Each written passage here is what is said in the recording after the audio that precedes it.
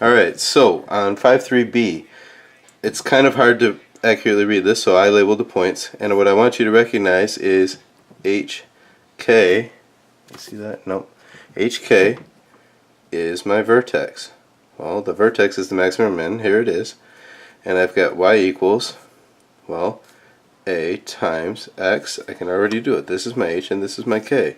Minus negative 4 squared plus negative 3. I'm going to rewrite this to simplify it a little bit.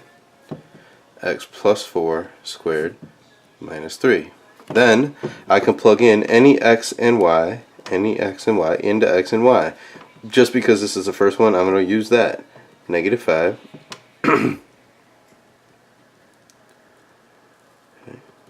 and just kind of watch the math, I guess.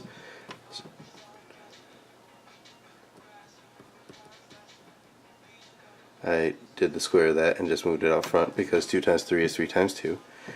And I think you guys see what to do a little easier when it's in front. Now keep in mind when I divide here, this is not 2 or negative 2. It is a fraction that is reduced, like so. And so I'm just going to take that and plug it back in here to finalize my equation.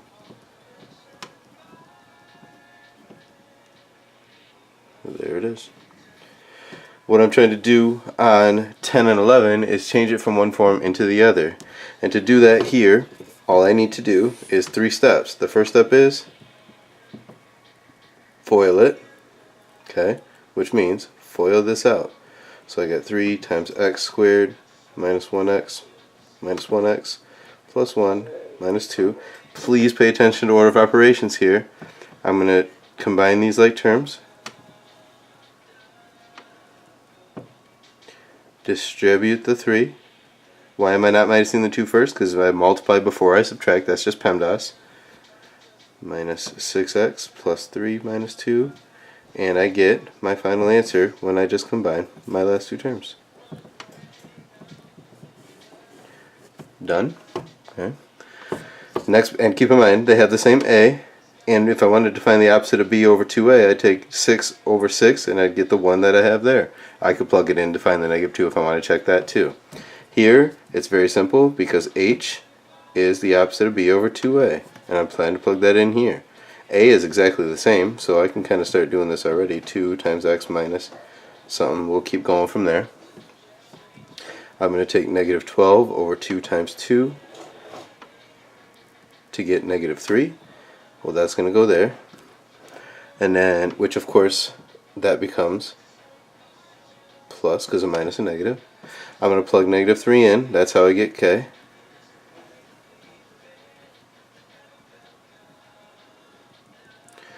This is 9 times 2 is 18. And I get to there to get me negative 3 right there. And I'm done. Okay.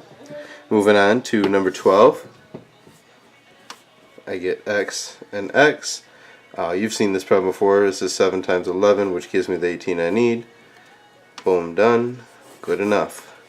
Next problem, let's factor this as x and x. I get factors of 40, 1 and 40 is not going to give me 6. 2 and 20 is not going to give me 6. 4 and 10, yep, that is 4 and 10. As long as I get a positive 10 and a negative 4. That works. Next problem, again, this is going to take the factors of 8 and the factors of 21 and guess and check. I happen to remember this answer as I have to have 7 and 3 to get 28x and 6x. I need a positive 28 and a negative 6, so I'm going to do this here first. Double check 4 times 7, negative 7 would be, oh, I need that to be positive, I need that to be negative. There's my answer. Next problem, I'm going to have, let's see, 2x and x. I'm going to have 3 and 1, or 1 and 3. If I do, I'm going to do this the wrong way. 3 here and 1 here, and make them both minus, then I get negative 3x and negative 2x to give me the negative 5x I need. But negative 3 times negative 1 is not negative 3, it's positive 3. So that is the wrong answer. The right answer, 2x and x, is the other way around. 1 and 3. If I make that negative and that positive, I get 1x and negative 6x to give me the negative 5 in the middle. Okay. Now down at the very bottom, this is real simple. These are difference of squares problems. X plus 8, x minus 8. The answer is not x equals plus or minus 8. That's it. That's my answer. Same thing here. X plus 11, x minus 11. Done. And there's page 3. See you on page 4.